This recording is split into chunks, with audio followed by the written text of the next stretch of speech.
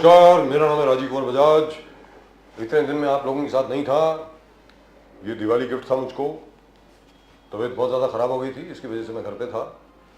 लेकिन अब वापस आप मुझको देख रहे हैं एडवोकेट प्रदीप नाम्बियर जी के साथ। प्रदीप जी नमस्कार। नमस्कार सर, नमस्कार। आप सब लोगों को नेशन नाउ की तरफ से बहुत बहुत शुभकामनाएं। इसलिए नहीं कि भारत हार गया कल वर्ल्ड कप में, इसलिए कि वर्ल्ड कप फाइनल तक हम पहुंचे और किस ज़बरदस्त अंदाज में पहुंचे। चलिए आखिरी दिन हम लोग नहीं खेल पाए, लेकिन फिर भी as mister Modi said, congratulations to a great team. You played really and truly well. Everybody has a bad day at the office. Unfortunately, our bad day was in the finals, which is rather sad. फिलहाल आप देख रहे हैं nation now. Nation now है हमेशा आपके साथ। आप सबको जय हिंद, जय महाराष्ट्र, जय भवानी, जय शिवाजी, वंदे मातरम। वंदे मातरम। और इस वक्त हमारे साथ हैं हमारे पुराने मित्र गणेश खानकर साहब। गणेश खानकर साहब, good evening sir. Good evening sir. नमस्कार सर, नमस्कार। वंदे मातरम। वंदे मातरम, जय भवानी, जय जय भवानी सर, जय भवानी।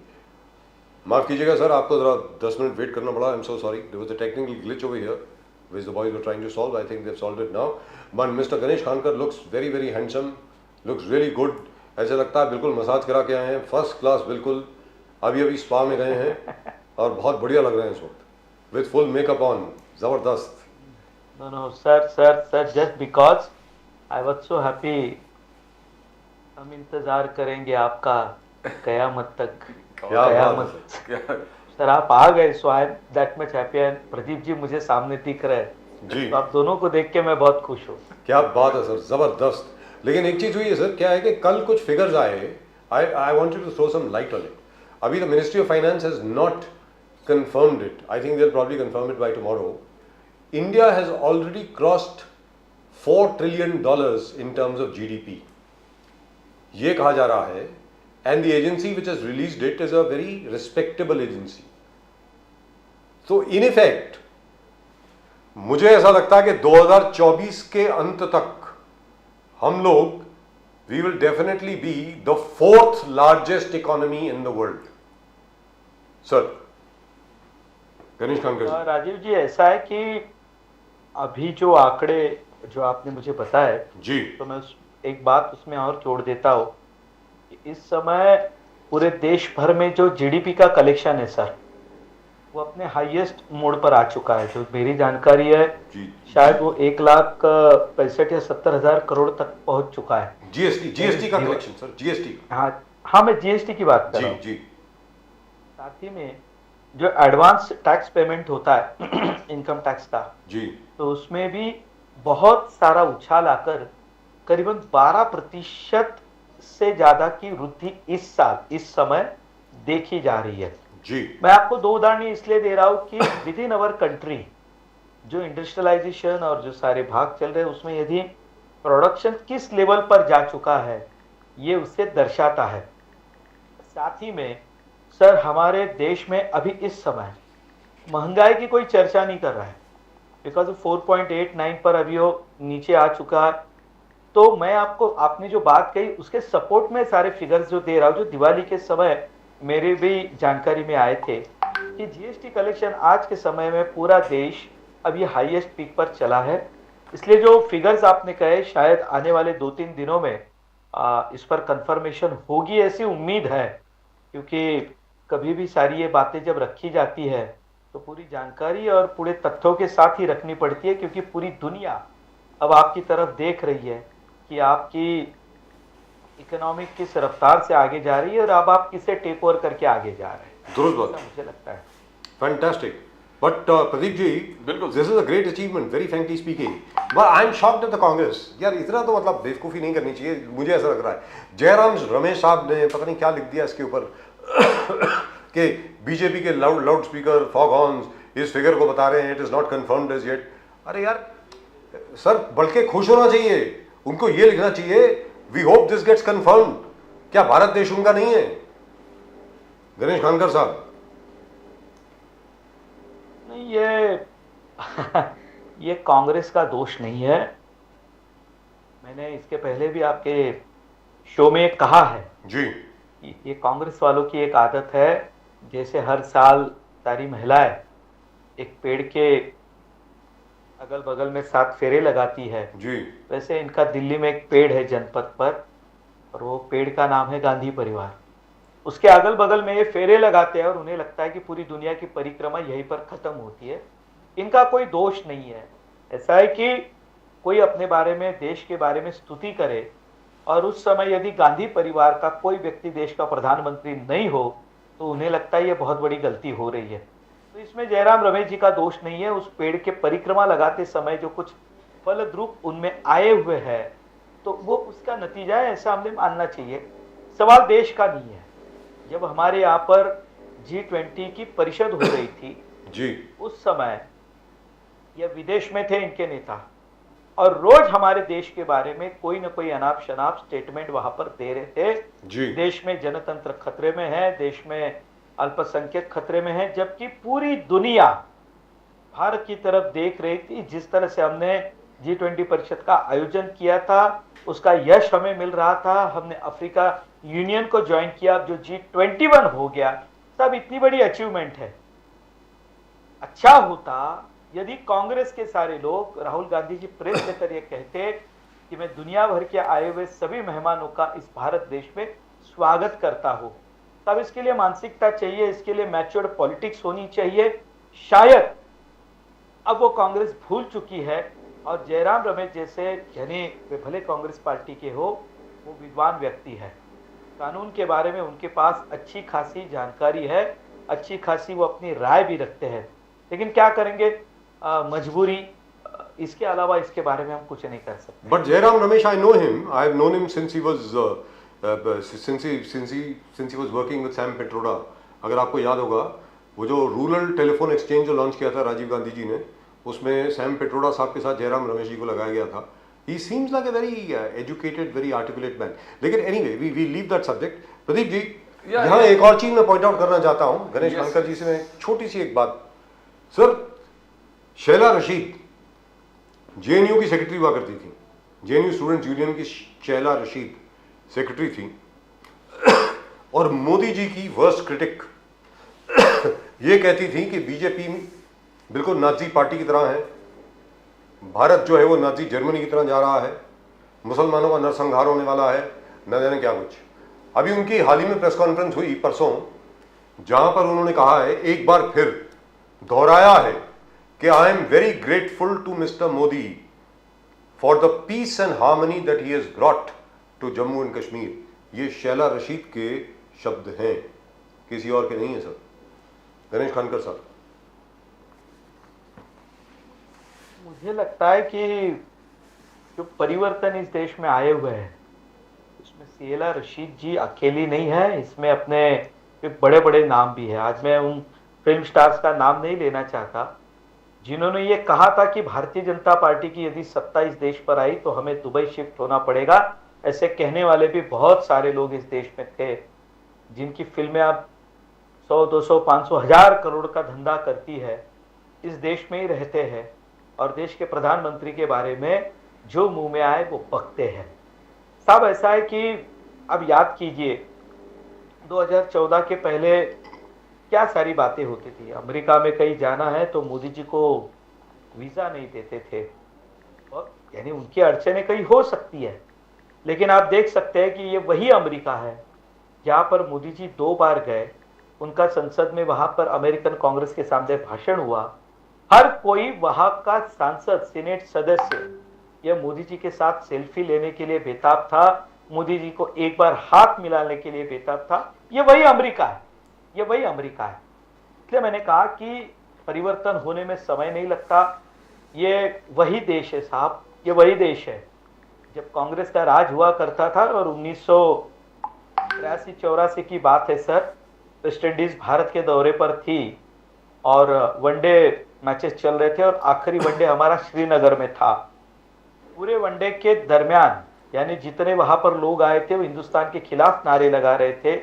आपके टीवी स्क्रीन पर मैच तो चल रहा था, लाइव नहीं दिखा रहे थे, पर्दा दिखा रहे थे, कमेंट्री दे रहे थे, लेकिन उसमें हिंदुस्तान के खिलाफ दिए हुए नारे हम सुन रहे थे। याद कीजिए वो 1983-84 का दौर, जी। और आज G20 के सारे सदस्य कश्मीर में घूमने के लिए जा सकते हैं। लाल चौक पर तिरंगा लहराता है।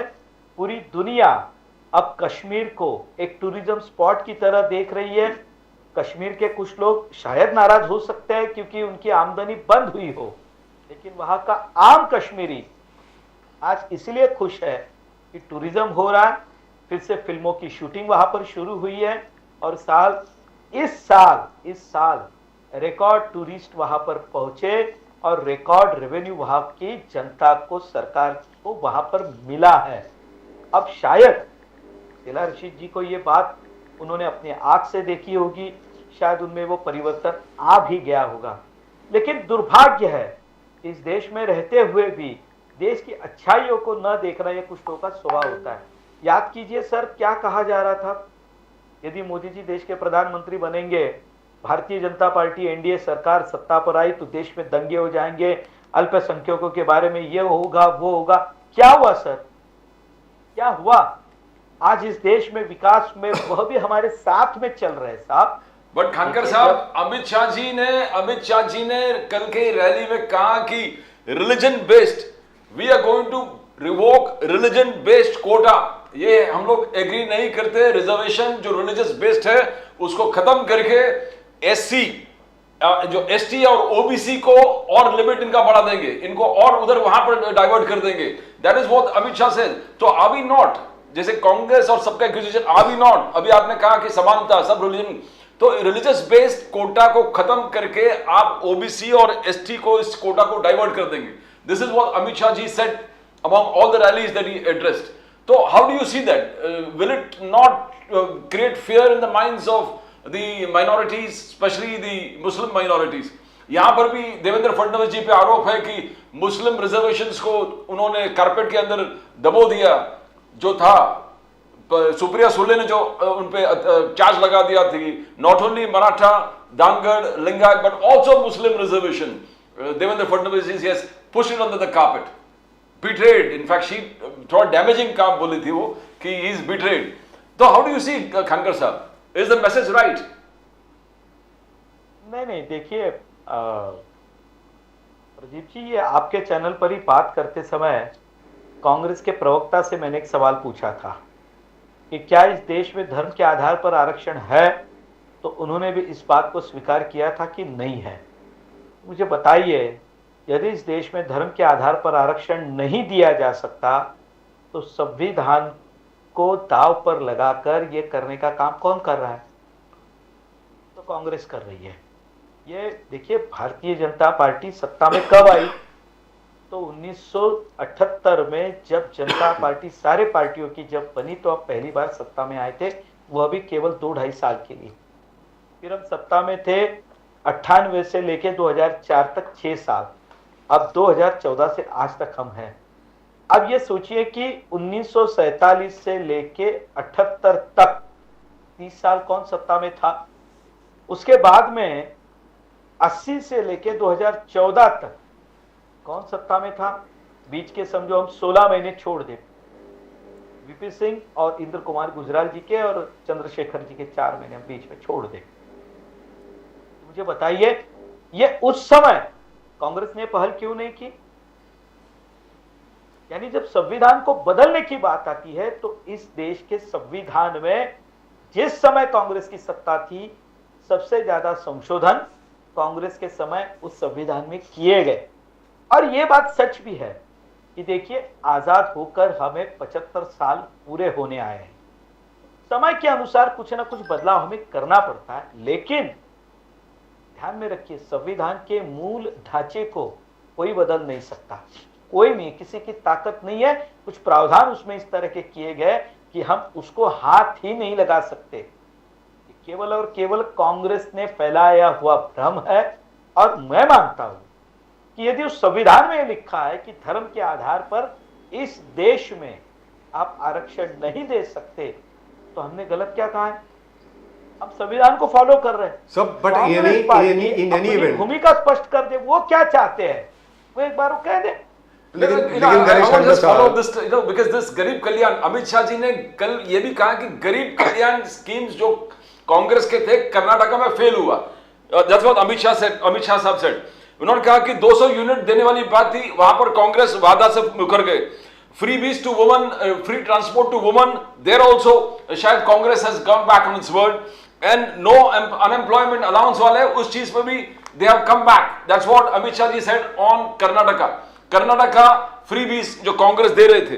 But at the same time Amit Shah ji और जेपी नड्डा साहब ने अपने गरीब कल्याण स्कीम्स अनाउंस किए। तेलंगाना में 4 गैस सिलेंडर हर वुमन को देंगे, महिला को 4 गैस सिलेंडर देंगे, बैकवर्ड क्लास के सीएम चीफ मिनिस्टर होगा, वैट डीजल और पेट्रोल में हम कम कर देंगे। ना ये फ्री बीज 4 सिलेंडर आप ना बोलते थे सर फ्री बीज नहीं देंगे, मगर खानकर साहब you are also giving freebies 4 gas cylinders.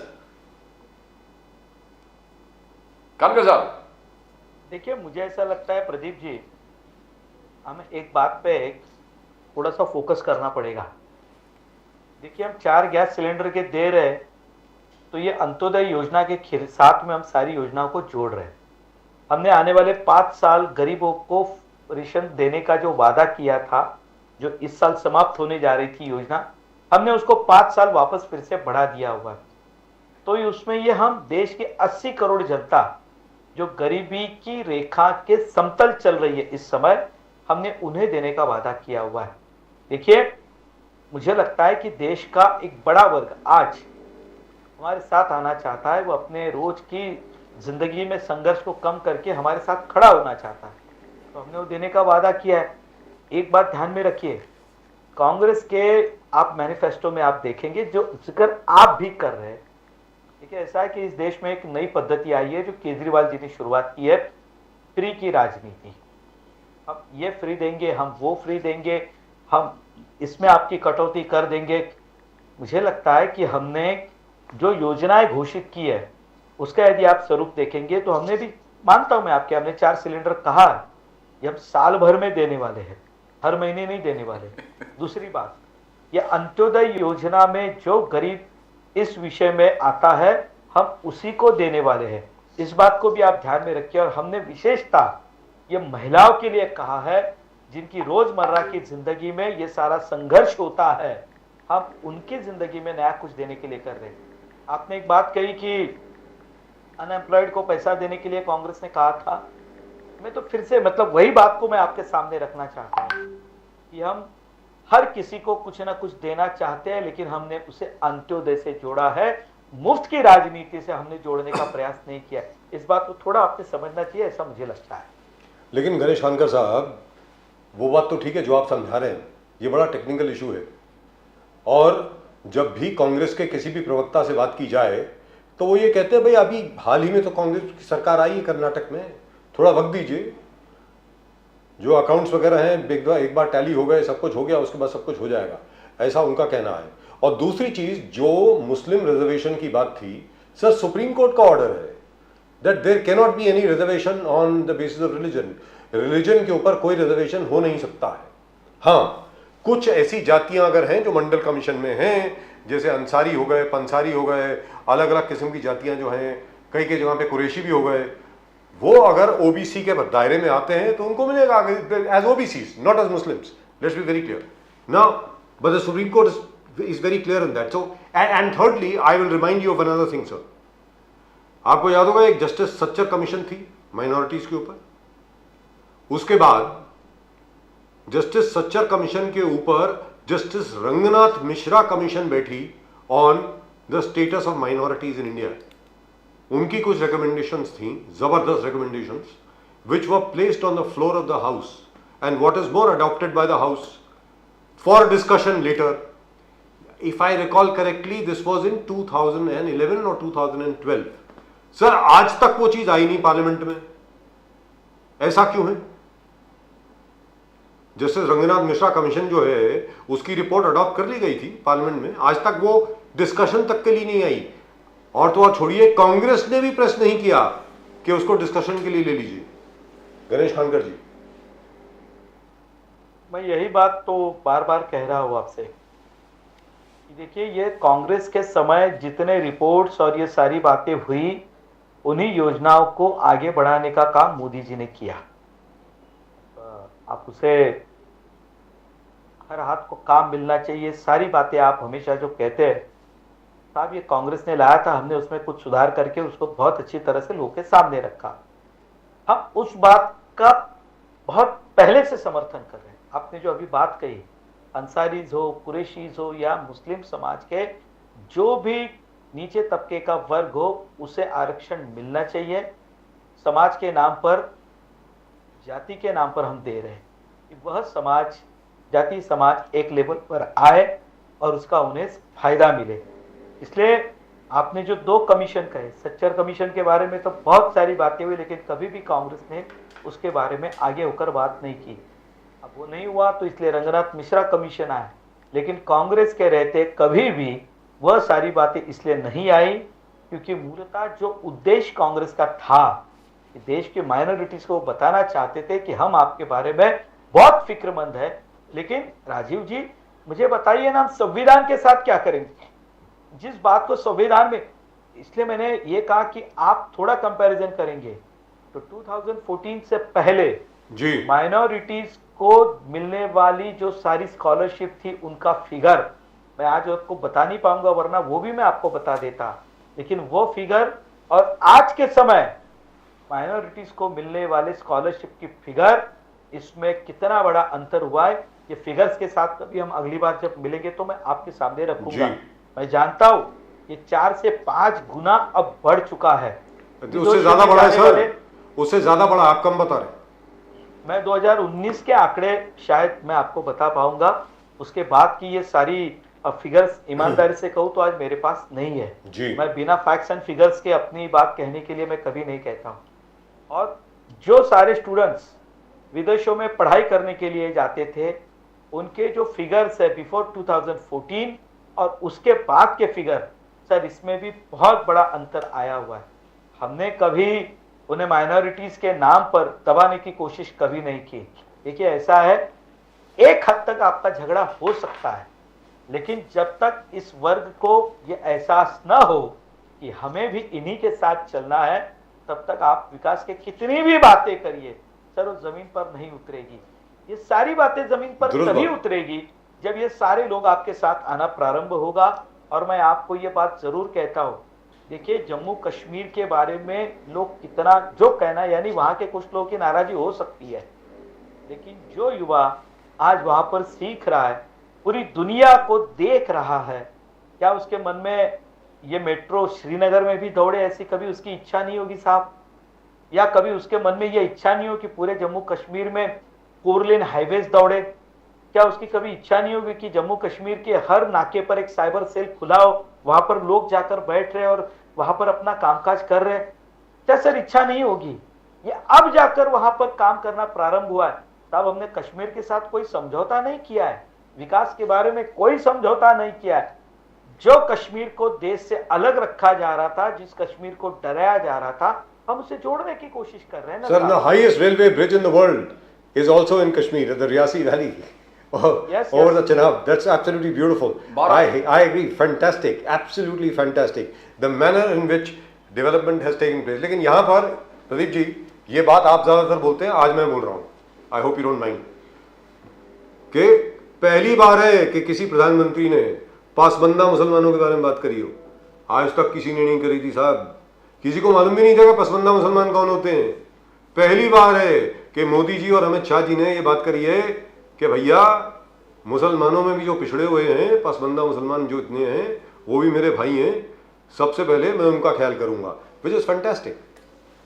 जी प्रदीप जी, आप कुछ बोल रहे हैं। महाराष्ट्र पॉलिटिक्स खानकर साहब बहुत क्या निचले स्तर पर आए, आपको लगता है? जिस प्रकार से संजय राउत जी, अंधारे और वो भास्कर जाधव जी जो इस प्रकार आरोप लगा रहे भाजपा बीजेपी, एक तो है कि संजय राउत सवेरे से चालू कर दिया कि 3.5 करोड़ का गैम्बलिंग कर दिया है बावन कुले साहब ने मकाओ में, और मेरे पास 17 फोटोग्राफ है, 27 वीडियोस है, मैं एक एक करके बाहर निकाल दूंगा।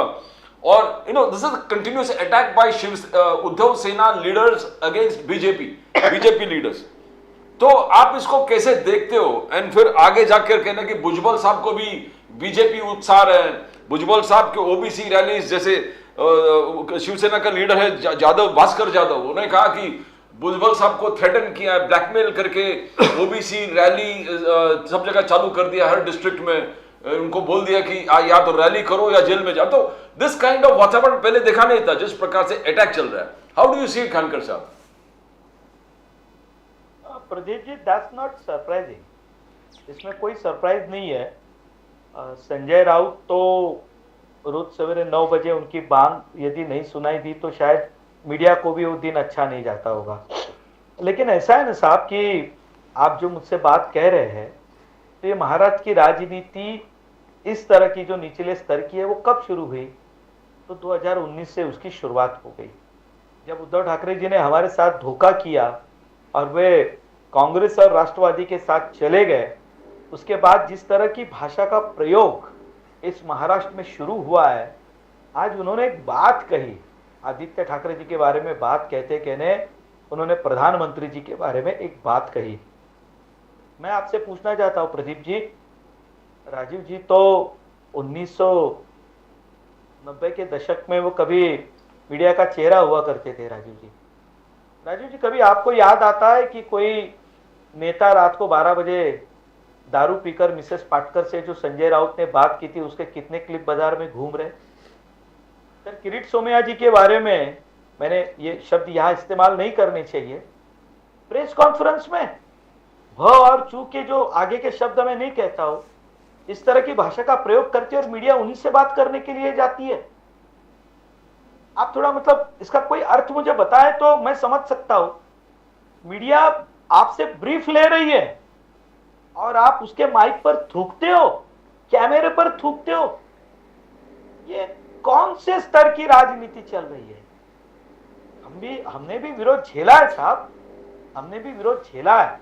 कभी भारतीय जनता पार्टी को अस्पृश्य पार्टी कहा जाता था, यानी इस पर संसद में बहस हुई है और देश में भी बहस हुई कि क्यों किसी हिंदुत्ववादी विचारधारा वाली पार्टी को अस्पृश्य कहा जा रहा है।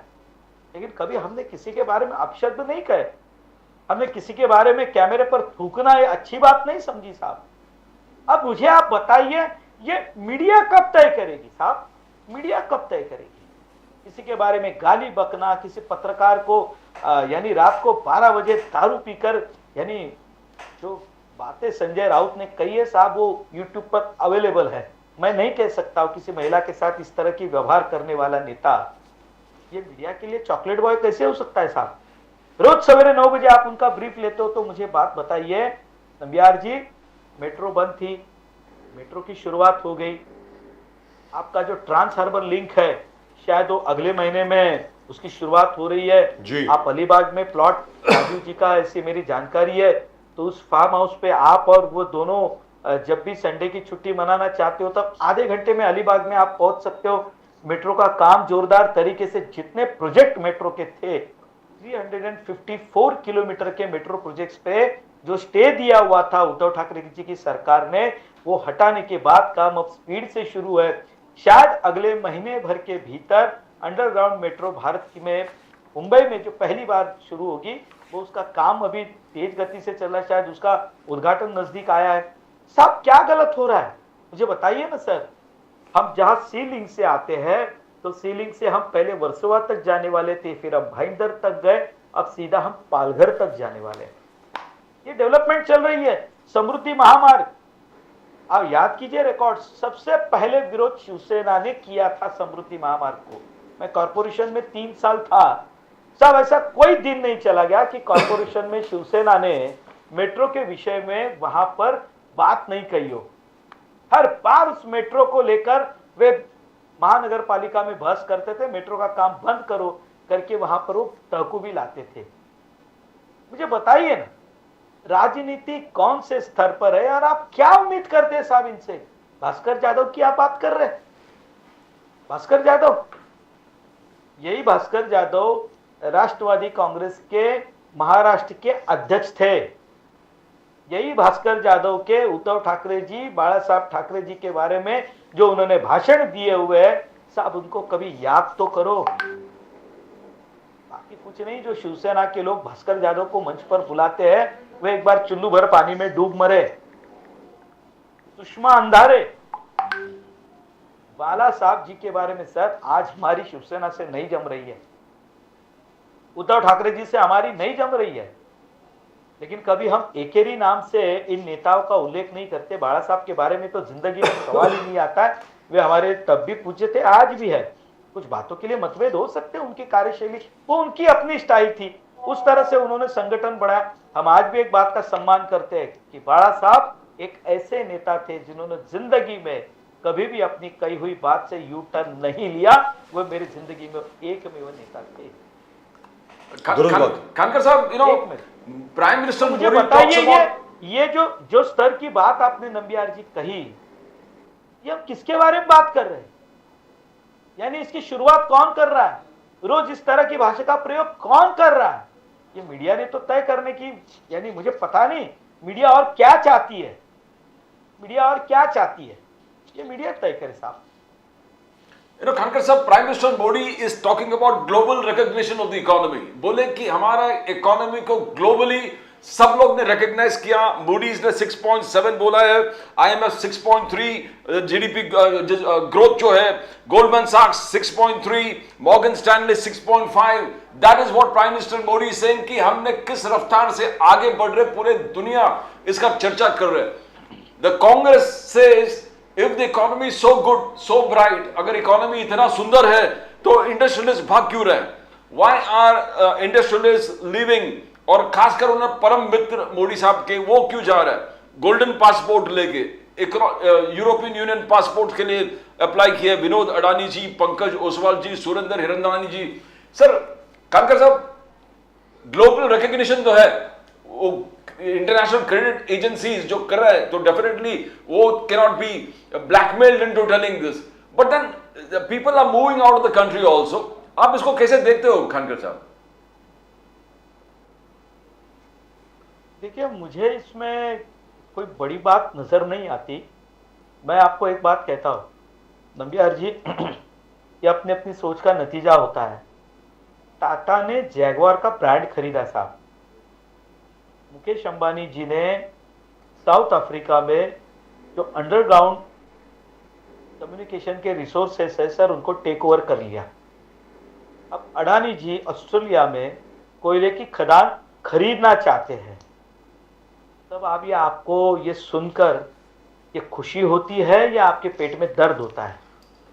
हिंदुस्तान लीवर, अब मुझे याद है बचपन में एक ही साबुन मिलता था, वो उसे लाल साबुन को रगड़ रगड़ के हम नहाते थे। सवेरे उठने के बाद वही कोलगेट या तो पिपरमेंट या तो पेस्ट लेकर मुंह धोते थे। अब मुझे बताइए साहब, यदि पतंजलि का ब्रांड आज हिंदुस्तान लीवर को टक्कर देता है और लोग यदि स्वदेशी के नाम पर वो खरीदते हैं, और कल पतंजलि ने कोई यूरोप का ब्रांड खरीद कर वहां पर अपने बिजनेस की डेवलपमेंट शुरुआत की, तो सर आपको खुशी होगी या आपके पेट में दर्द होगा? मेरी ये समझ में नहीं आ रहा है साहब। मैं आपको एक बात बता देना चाहता हूँ, देखिए ये दुनिया की राजनीति जो चलती है, ये साधु संतों की राजनीति दुनिया नहीं चलाती। वहां पर गिव एंड टेक की पॉलिसी चलती है।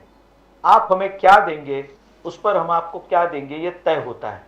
या कोई किसी का संबंध नहीं है। ये रामायण था, वो महाभारत था। जब हमारे शकुनी मामा गांधार प्रदेश से आए थे, तब वहां एक दूसरे से रिश्ता था। अब सारे रिश्ते खत्म हो चुके हैं साहब। हम दुनिया में अपना विस्तार करते समय जो चीन ने गलती की, हम वो कोई भी गलती भारत नहीं दोहरा रहा है। चीन ने ये कहा कि हम आपको प्रोडक्शन देंगे, आप हमारे सारे जनता को 2 वक्त का खाना देने के लिए आप हमें मदद कीजिए, हम आपको आपके भाव के आधे दाम में हम आपको प्रोडक्शन लाकर आपके दरवाजे पर देंगे। सारी दुनिया चाइना चली गई। अब धीरे धीरे ये समझ में आया दुनिया को कि चाइना ने पिछले दरवाजे से उनके पेटेंट खरीदना शुरू कर दिया। अब दुनिया चाइना से निकलना चाहती है। वे सारा के सारा, यानी टेस्ला कंपनी अब भारत में आना चाहती है, एप्पल भारत में आना चाहती है। अब कांग्रेस को यह लगता है कि वो एप्पल कंपनी भारत आने से पहले वो जनपथ में आए, उनसे मीटिंग करे और फिर देश के प्रधानमंत्री या उद्योग मंत्री से मिले। तो साहब अभी तो ये संभव नहीं है, दैट्स नॉट पॉसिबल। उन्हें यह लगता है कि एलन मस्क अमेरिका से आए और पहला राहुल गांधी जी से वो बात करे कि यहां से आलू डाले, वहां से सोना निकले, तो साहब दिस इज नॉट पॉसिबल, ये नहीं हो सकता है। और इसलिए आपने जो बात कही सर, मैं आपको कॉन्फिडेंस से कह रहा हूं, ये साल खत्म होते होते हमारी इकोनॉमी 6.7 पर आकर रुकेगी। मैं आपको 100% कह रहा हूं, जिस तरह से हमारी रफ्तार बढ़ रही है, पूरी दुनिया में हमारी रफ्तार सबसे ज्यादा जीडीपी ग्रोथ की होगी। मैं आपको कॉन्फिडेंस के साथ कह रहा हूं। और दूसरी बात जो आपने कही वही कह रहा हूं कि हमने कभी किसी का मार्केट कैप्चर ना करने की कोशिश की, ना किसी देश को कर्जा देकर वहां की पूरी जमीन खरीदने की हमने कोशिश की है। जो एक चाबहार प्रिय पोर्ट हमने बनाया था ईरान में, आपको पता होगा जी कि उसे एक पोर्ट के कारण क्या राजनीति हुई, या चाइना अब ईरान के साथ, यानी ईरान के साथ हमारे जो संबंध है वो कितने वर्षों से थे, हाल के दिन में वे खराब हुए जस्ट बिकॉज ऑफ चाइना, क्योंकि हमने चाबहार पोर्ट का डेवलपमेंट करने के बाद चाइना पूरी तरह से जग गया। और लेकिन अब चाइना के लिए दुनिया के दरवाजे इसलिए बंद हो रहे क्योंकि चाइना ये सिर्फ अपने देश तक सीमित नहीं रहना चाहता, whole world is one China की उनकी जो संकल्पना है वो पूरी दुनिया आज उनके खिलाफ हो चुकी है, जो भावना हमारे खिलाफ। But sir, that port is being revived. That port is being revived. Already a committee has sat on it, and more or less the entire paperwork has been done. I think the Chabahar route will be revived again. I don't think there should be a major problem on that. Very frankly. नहीं, मैं आपको याद दिला रहा हूँ कि China ने जो बीच में राजनीति करने का प्रयास किया, सर, तो अभी भी तो का कल का अभी भी मालदीव्स का उदाहरण है ना सर। जी है सर, है। आफ्टर ऑल हमारे कुलभूषण यादव जी जो अभी भी पाकिस्तान में बंद कैदी हैं, अगर आप अच्छी तरह उसको इन्वेस्टिगेट करेंगे तो आपको कहीं ना कहीं चाइना का हाथ जरूर मिलेगा वहां पे। हाँ, मैं ऐसी इंटेलिजेंस एजेंसीज का मानना है। मैं आपको वही बता रहा हूं कि हमें रोकने का पूरा प्रयास, यानी ये जो आज सारी लड़ाई जो इस समय चल रही है, ये हम देख कुछ और रहे हैं, और सर इसके पीछे की राजनीति करने वाले लोग और हैं। जी धीरे धीरे ये सारी बातें दुनिया के सामने आएगी। कोरोना के समय ये सारी बातें लोग दबे आवाज में कहते थे कि पूरी दुनिया की इकोनॉमी को अपने हाथ में लेने का ये प्रयास कोरोना के माध्यम से हुआ, ये आज नहीं तो कल लोगों के सामने आएगा।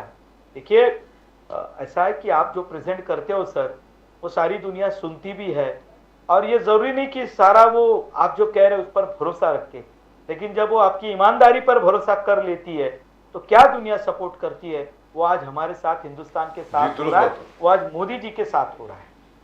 आई hope sir that our 8 boys in Qatar, हमारे 8 जो नेवल ऑफिसर्स हैं कतार में, मैं उम्मीद करता हूं कि जल्द से जल्द वो वापस स्वदेश लौटेंगे, because I know back channel talks are going on. ज़्यादा उसकी पब्लिसिटी नहीं है और नहीं करनी भी नहीं चाहिए, वेरी फ्रैंकली। बातचीत हो रही है पीछे, मैं उम्मीद करता हूं कि हम लोग सफल होंगे उसमें।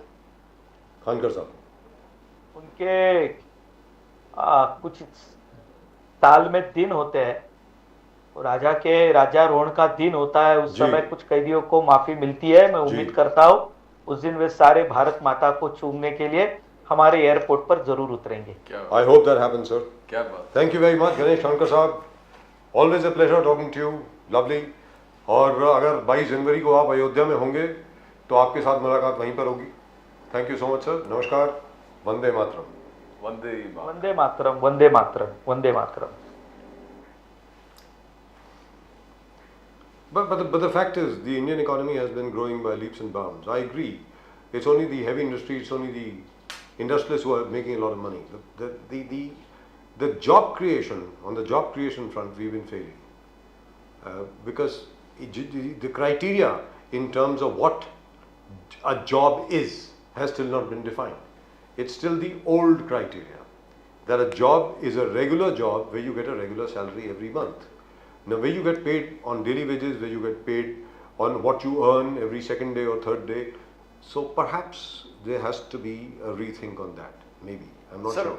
Prime Minister Modi says that he has strengthened the MSMEs को इतना मजबूत कर दिया है that he has created 15 crore employment where MSMEs are concerned. That's what Prime Minister Modi says. Yes. But Congress is challenging it. Congress कह रहा है कि where is the proof? Yes. Unemployment जो rate है वो आप तय करते हैं, it is gone down. In fact, it is worse. So it really shows there's no environment. unemployment rate has gone up, sir. Employment rate has come down. Yes, unemployment what I'm rate saying is, at yes, its it highest. depicts that there is Yes. no employment. That's right. That it says they point out the government statistics. और फिर मोदी साहब के खुद बार-बार बोल रहे कि 2 करोड़ के नौकरी का वादा था, कहाँ है 2 करोड़ नौकरी? Let's ask सुरेश चंद्र राजन जी इसके ऊपर जरा